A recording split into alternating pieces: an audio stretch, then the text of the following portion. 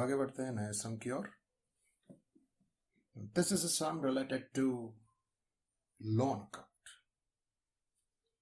ये जो मेथड है इसमें क्या होता है कि हमने देखा आगे के सम्स में कि पार्टनर का जो सेटलमेंट है वो लोन के फॉर्म में हम कन्वर्ट करते हैं। माने फर्म के पास उतना पैसा नहीं होता कि पार्टनर उसका जो ड्यू अमाउंट है उसको पे कर सके, इतना पैसा नहीं होता है। तो उस सिचुएशन में हम क्या किया करते हैं, हम उसको लोन में कन्वर्ट कर देते हैं।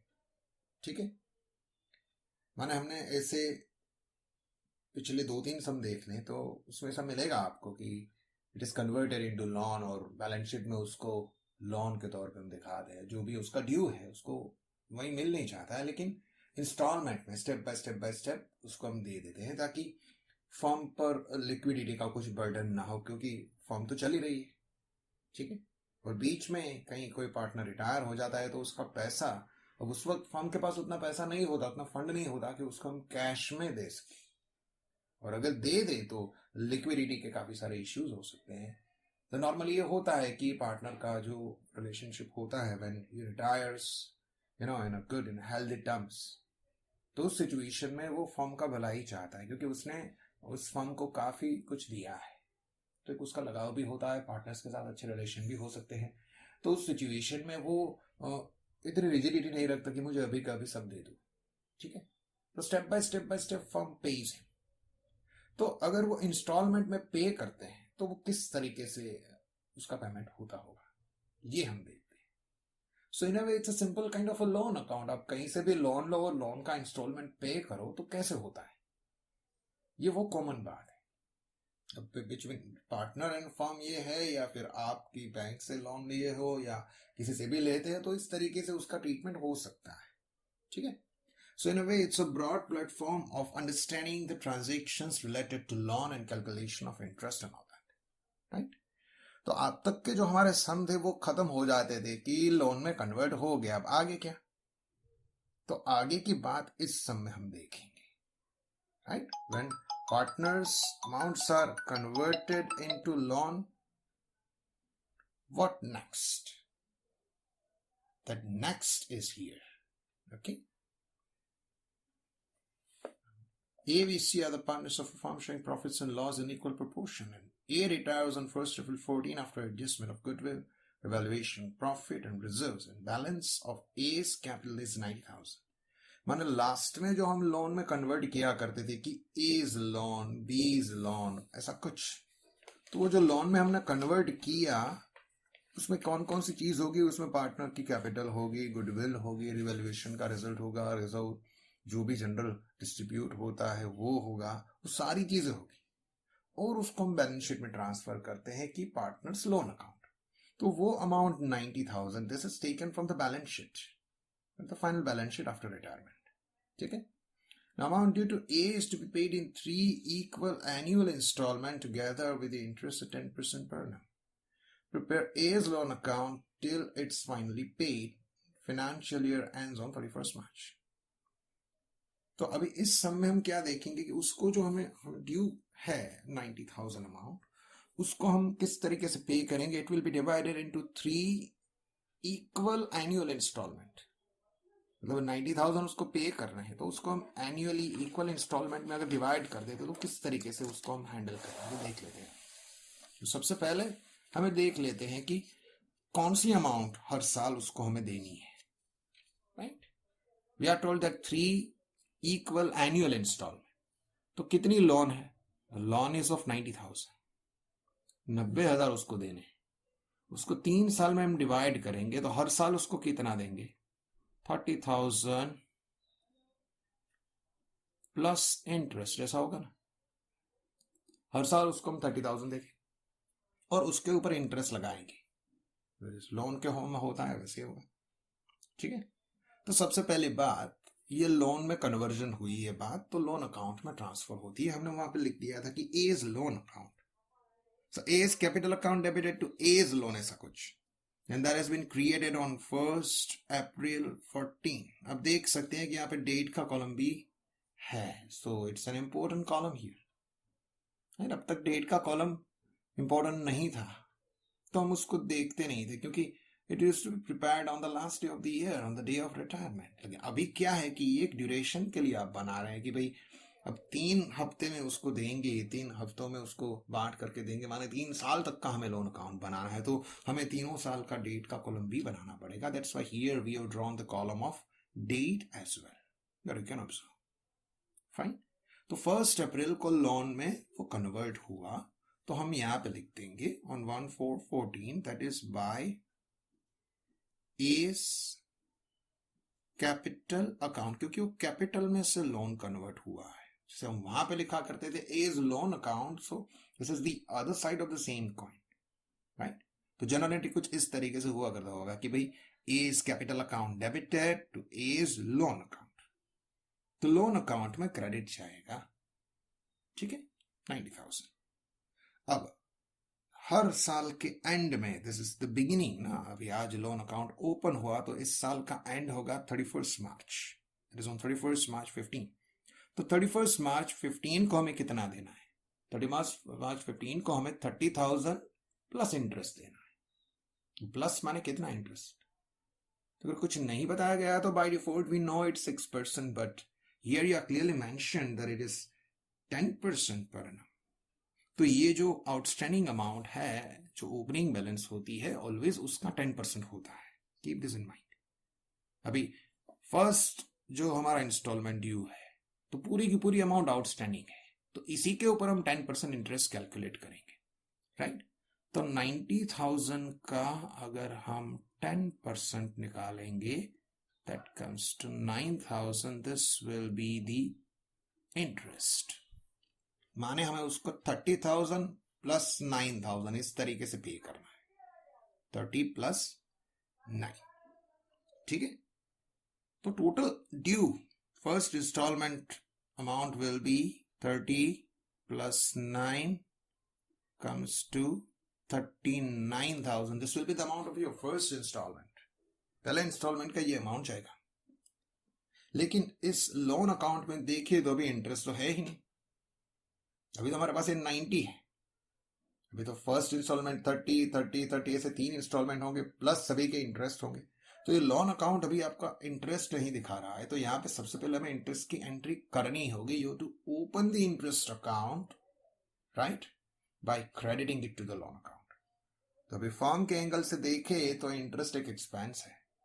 Being an expense, interest is always debited. So interest on loan account debited to loan account, उस तरीके की जनरल एंट्री होती है, interest on loan to loan. तो लोन अकाउंट क्रेडिट हुआ। Now on which day interest will be entered? That is on the last day, right? पूरा साल खत्म होता है तब उसका इंटरेस्ट वहां पे क्रेडिट जाता है। So you write by interest account 9,000, कुछ इस तरीके से।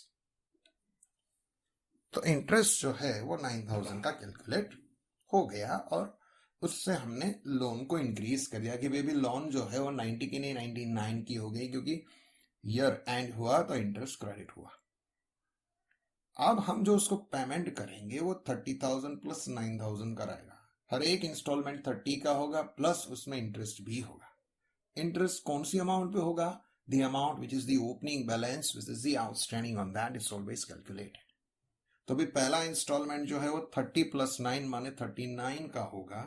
So when firm pays, it is on the last day, right? So loan decreases, right? Yeah. यूं बोले कि A is the receiver, cash goes out. So A is loan to bank cash, ऐसा कुछ।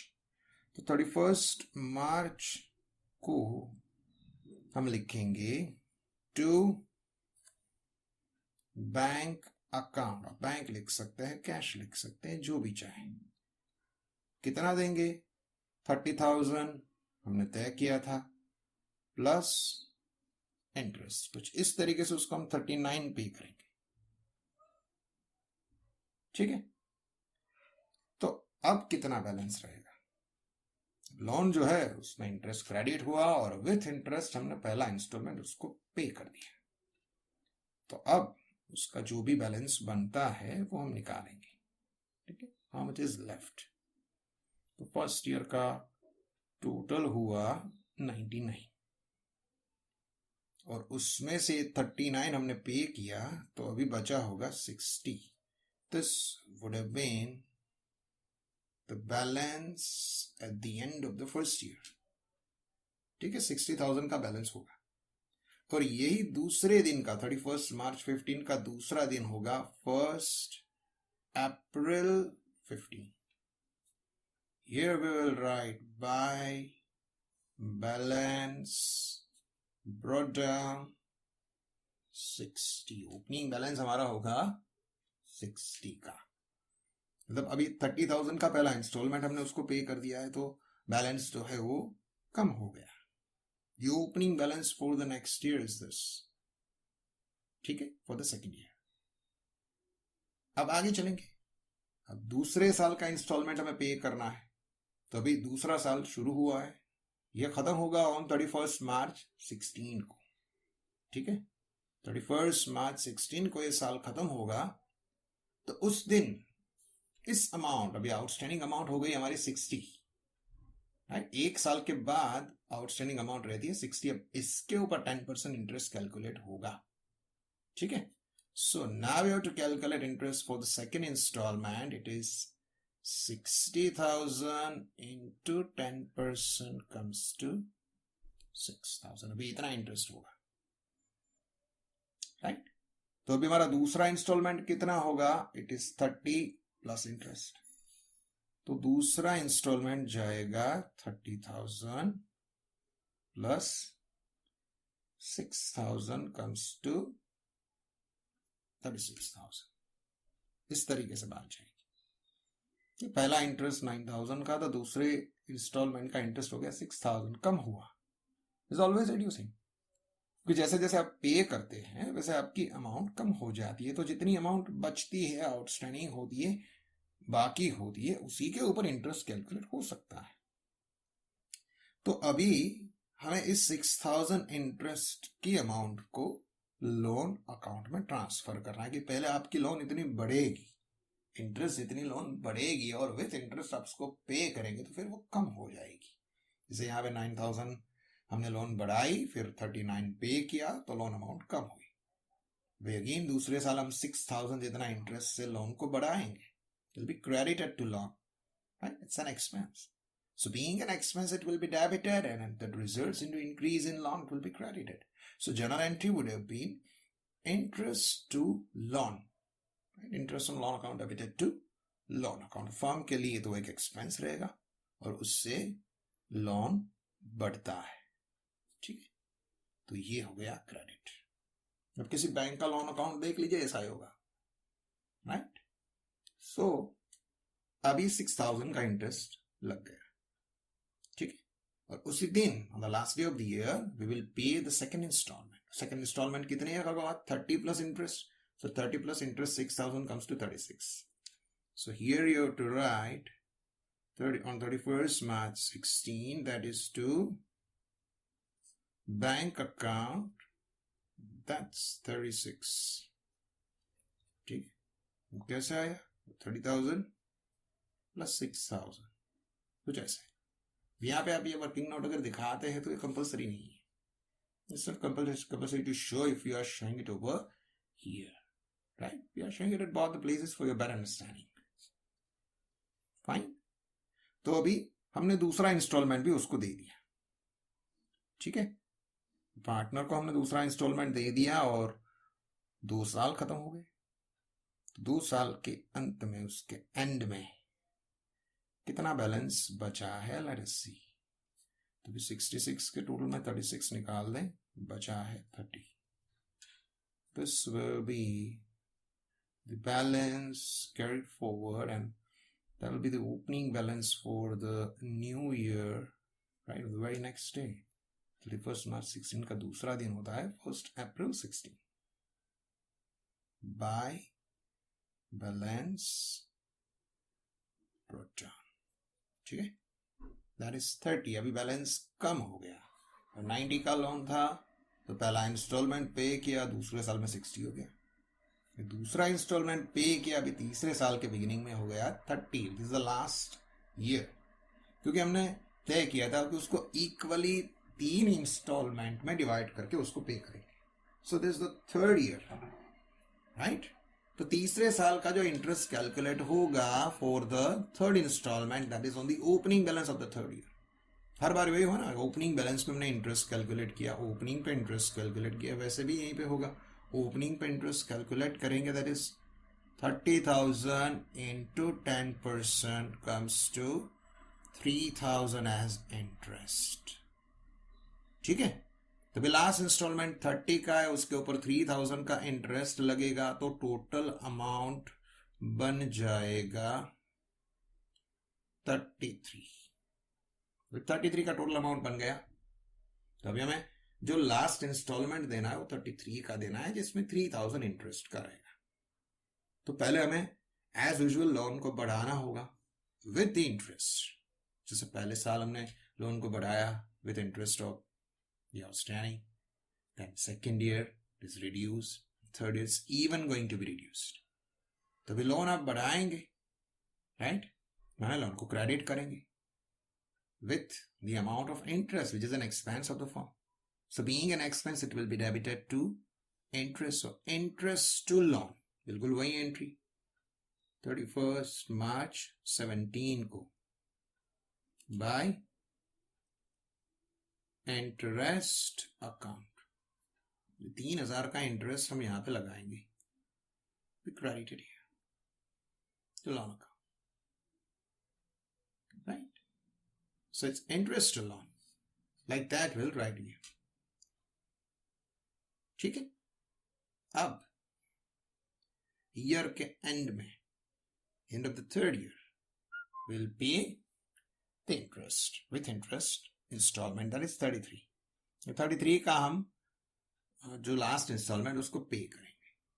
तो on the last day of the third year which is on 31st March, we'll write to bank account that is 33 is with interest 30,000 plus 3,000 इस तरीके से. और अब इस loan account को हम क्लोज कर देंगे, क्योंकि अब अपने आप पे क्लोज हो गया ना. 33 बचा था और वही पे हो गया. So there is no balance left, कोई बैलेंस यहाँ पे नहीं है. ठीक है. तो 3 साल का लोन जो है हमने लिया था पार्टनर से, माने पार्टनर का जो ड्यू था, राइट, जिसको हमने लोन में कन्वर्ट किया. ओके. उसको स्टेप बाय स्टेप 3 साल में डिवाइड करके विथ इंटरेस्ट हमने उसको पे किया. पहला जो था वो 39 का इंस्टॉलमेंट, दूसरा 36 का, तीसरा 33 का. तो इस तरीके से हमने उसको पे किया. तो हमने उसको एक्स्ट्रा मनी दिया. 90 हमने लिया था, लेकिन हमने उसको 9 + 6 15 + 3 18, टोटल 18,000 एक्स्ट्रा पे किया. ठीक है. So instead of paying him 90, we paid 18 plus, so 90 plus 18 comes to 1,08,000. जब भी आप लोन लेते हो तो आप इंटरेस्ट का पैसा ज्यादा देते हो. This is what we are paying more towards the interest, and that is the actual income of the loan giver. अगर आप बैंक से लोन लेते हो तो बैंक की इनकम ये है. अब उसको 90 के ऊपर कितना ज्यादा देते हो. ठीक है. यहाँ पे पार्टनर की इनकम अगर हम देखें, जो रिटायर्ड हो चुका है, उसकी इनकम ये है 96390. तो उसके पैसे है ही, लेकिन एक्स्ट्रा कितना है, just due to time. So whenever you convert any partners due amount into loan, how it will be perform. कि लोन में कन्वर्ट कर दिया तो बात खत्म, ऐसा नहीं है. It's a beginning of a new chapter of a loan, beginning of a new relationship of a loan. तो वो जो लोन में कन्वर्ट होता है वो इस तरीके से, with this calculation it is been done and it is being paid.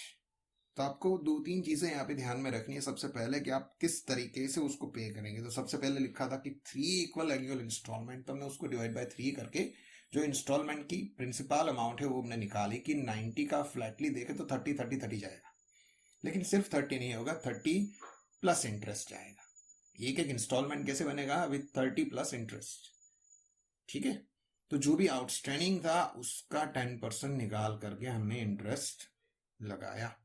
तो सबसे पहले साल में आउटस्टैंडिंग सबसे ज्यादा होता है तो इंटरेस्ट सबसे ज्यादा, और लास्ट साल में सबसे कम होता है तो वो कम था. So every year you calculate interest and you totaled with the principal amount decided and you made it in form of an installment. And at the end it's over. अभी पूरे साल में एक ही इंस्टॉलमेंट है तो साल का इंटरेस्ट लगता है. अभी हर 6 महीने में अगर आप इंस्टॉलमेंट में पे करते तो 6 महीने का इंटरेस्ट लगता है. जैसे भी अगर महीने भर में दे दें हर महीने का तो महीने का इंटरेस्ट लगता है. जो भी है depends upon the condition decided. ठीक है, तो जिस तरीके से भी आप उसको तय करते हैं आप उस तरीके से उसका इंटरेस्ट निकाल करके दे देते हैं. So I hope you all are now quite clear with this, right? आगे चल के जब एग्जीक्यूटर वाले सम आएंगे उसमें भी इसी तरीके से लोन की बात आएगी. तो लोन का पैटर्न तो वही रहता है. अगर आपने एक बार देखा है ask any small sum related to this, तो रिटायरमेंट में से ये एक छोटा सा सम सेट हो सकता है. they ask, so being a student you should be knowing अगर ऐसा कुछ आता है तो क्या करेंगे. ठीक है, so it's a way you can prepare the loan account. Okay, thank you.